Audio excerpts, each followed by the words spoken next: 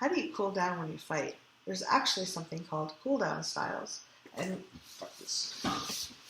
that's Reid from Reid About Sex Tech Pal. And he actually has an article on this on his website. I'm Cathy Bartulli from the IntimacyDojo.com. Thank you for letting me just take a walk around the block and just clear my head. I'm sorry I got upset, and I just needed to leave and get some space and some distance. And thank you for that. I'm much better now. Well, I cool down by connecting. So is it okay if I put my arm on you right now? Yes. So if you know your partner's cool down style, he's pretending we're not actually mad. He's a good actor. If you know your partner's cool down styles and your own cool down styles ahead of time, that can make a huge difference. Mm-hmm. So I've had partners that want to get up and have space. And since I have like fear of abandonment, if I'm mad and I feel like they've left, it's like, I like to stay connected to cool down.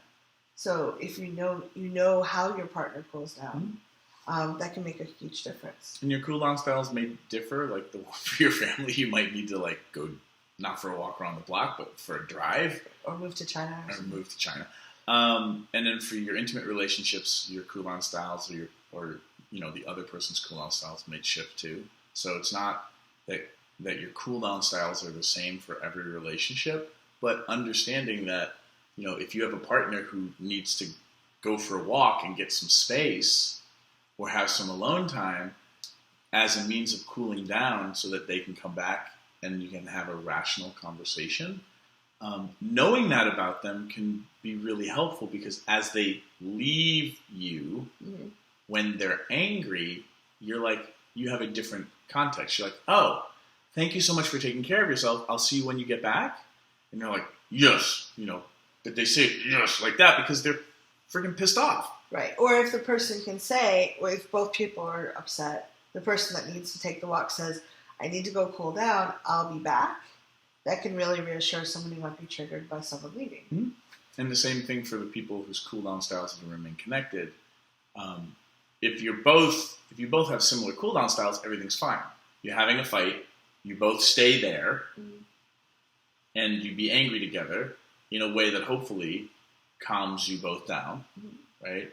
And then you're fine. But it's when I need you to not leave because what I'm trying to show you is that I'm not going to bail, even when I'm angry. For somebody who needs their space feels really clingy and claustrophobic. Yeah. And so just being able to name your cool down styles in the moment when you're triggered can be really helpful.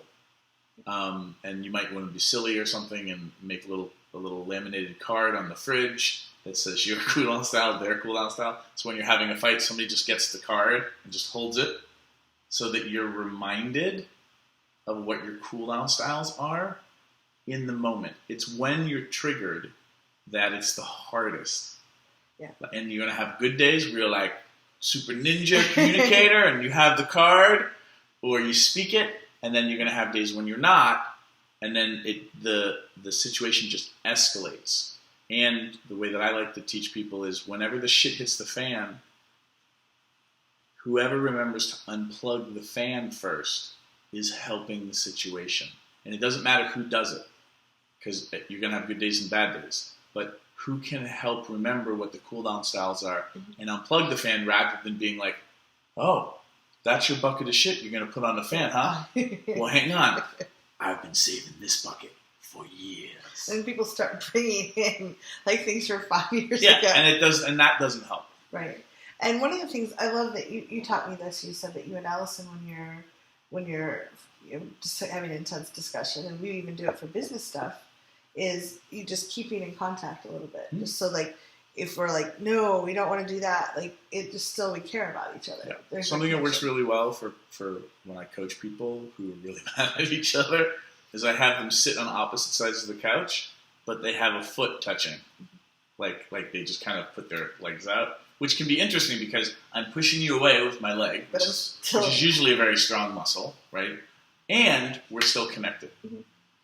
So then this being present to being connected can work really well as a means. But if somebody, their true cool down style is they need a moment to cool down, give them that moment, or whatever their style is, because what you want is you want their blood chemistry to return to normal, which is usually a 15 to 20 minute process.